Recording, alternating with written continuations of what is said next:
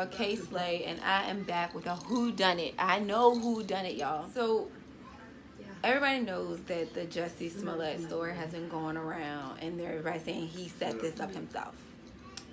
I don't believe he set it up. I believe there was a setup, but I don't believe he did it. I'm gonna tell y'all who I think did it. Excuse me. Who I think set our boy Jussie up. So here's who I think set up the Jussie Smollett whole situation. His manager. This is why. This is the main reason why I think this. News reports first said that he was on the phone with his manager while he was being attacked, during the attack.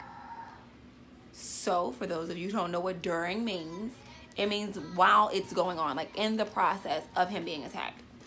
So, if I'm on the phone with you and I get attacked, aren't you going to call the police? I know anybody I care about who cares about me is going to call the police. So why would his manager not call the police if he was in fact on the phone with him during the attack? Because he set it up. So next, they said that the two brothers were supposed to be training him for a music video. They did in fact prove that that was supposed to be true based on the check that was written out to them for a 5-week training meal plan thing or whatever. All right, cool. So here's another thing. Very likely that the person who introduced Jussie to these two twins was his manager. That's likely, not proven, but very likely. Also, they said that Jussie was upset about his salary on Empire. Well, who's responsible for negotiating your salary? Your manager. Who's responsible for protecting your image and your brand? Your manager. Also, who's responsible for your bookings and things of that nature? Your manager. They booked him to perform or to talk, I guess, at a gay nightclub 2 nights after this story dropped. Who's responsible for that kind of stuff? His manager. If Jussie had set this up himself, I think he probably would have thought it through a little bit more and said, hey, maybe we should still call the police, because that's kind of common sense. If you're getting beat up, you call the police, because that's common sense. So I don't think Jussie set himself up. I think the manager did it. I think maybe the brothers were okay with jumping in, because I think they did come out with saying that there was some relationship between one of them or whatever.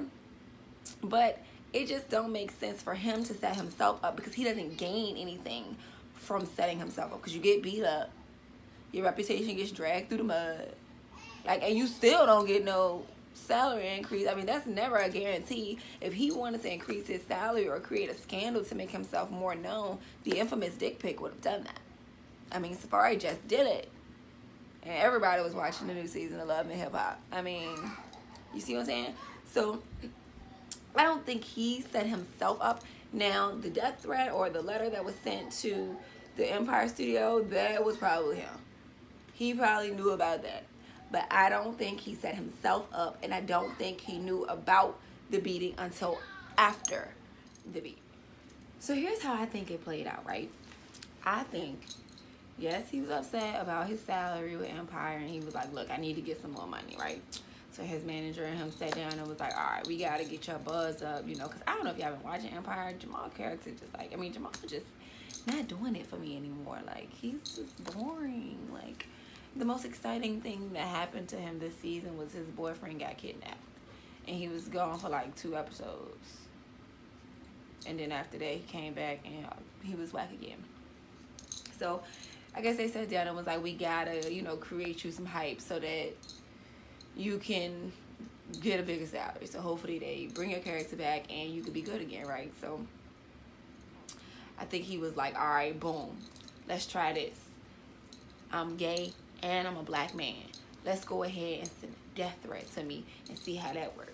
Manager was like, I don't know, maybe we can try and see what happens. So they did that. Boom, it didn't work. So his manager upped the ante. This is what I think happened. His manager upped the ante and was like, all right, boom, what I'm gonna do is, he probably started talking about his stresses in front of 2 training dudes. And they was probably like, yeah, that junk crazy, bro. You should probably go ahead. For all that, you can go ahead and get somebody to go and run up on, bro. For real, that'll probably work out for you. They were probably just joking, like, hee, you know, how niggas say shit and don't be really thinking about it. So the manager probably took their ass serious. And the manager was like, you know what? That's not a bad idea. We done already got the death threat gone out. So let's go ahead and up the ante and go ahead and get him beat the fuck up. And they was like, yeah, I mean, that sounds like an idea. Who you gonna get to do it? And the manager probably looked at them like, where would I ever find some people to beat him up? So they signed up to do it or whatever. And, you know, I think the manager had him on the phone. I think the manager had probably texted them right at the time to meet him or whatever. And I think the manager set the whole shit up. And what I think happened is I think the manager, when he was getting beat up, since the manager didn't call the police, we know that. I think when